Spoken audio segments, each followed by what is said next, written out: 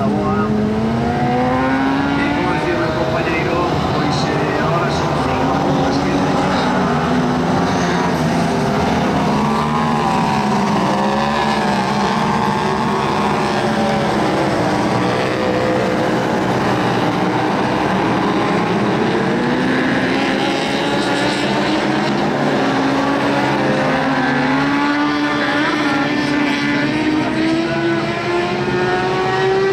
ese número 1 de Saúl, perdón, de Manuel, que era o piloto que tiña a pole o mellor tempo,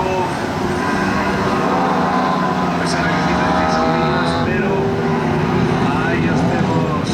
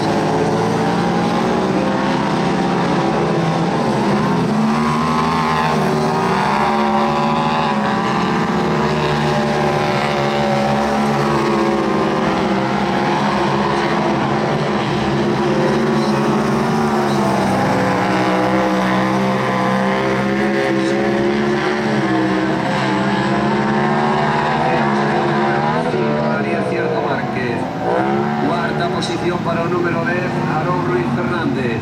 Quinta para Pablo Molinos.